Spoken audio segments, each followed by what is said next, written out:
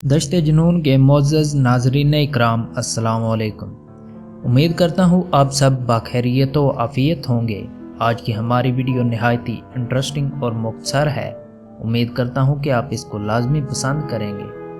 आज का हमारा मौजूए सुखन है शलवार, धोती और सरकारी उस्ताद। वीडियो को मुकम्मल देखिएगा। शुरू करते हैं आज की वीडियो को। आज से 30-40 साल पहले देहात में शलवार जैसे उर्फ़ आम में सुथन कहा जाता था। इसका रवाज कम ही होता था। धोती चादर पहनना आम था और किसी को मुलाजमत की मजबूरी से यह पहनना भी पड़ती थी तो घर आते ही सबसे पहले शलवार से जान छुड़ाई जाती। बस यूँ समझिए कि शलवार की वही हैसियत थी जो यूसुफ़ी के बकौल नेक टाई की है। मुर्शद के बकौल टाई का एक ही फ़ायदा समझ में आता है कि जब उतारो तो बहुत सुकून मिलता है। सबसे ज़्यादा इस मोई शलवार से तंग प्राइमरी स्कूल मास्टर हुआ करते थे कि सरकार की तरफ से सख्त हदायत थी कि दौरान ड्यूटी शलवार पहनी जाए। अब सरकारी अहकामात की मजबूरियां वही समझ सकते हैं जिन्हें सरकार से पाला पड़ा।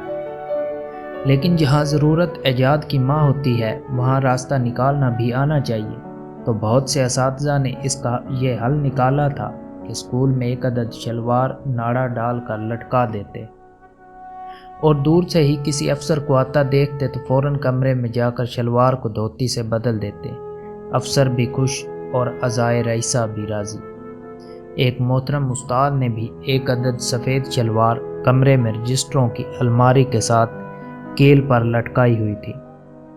अब शुमाई किस्मत के कई माह तक किसी अफसर को मुआयना की ज़रूरत महसूस ना हुई और इस तमाम अरसा में शलवार भी हर किस्म की जहमत से बची रही। गर्मियों की छुट्टियों से 2-3 दिन पहले एक नाबकार किस्म के अफसर को मुआयना की सूझी तो टपक पड़ा और मास्टर साहब को भी तब पता चला जब अफसर साहब स्कूल में कदम रंजा फरमा चुके थे।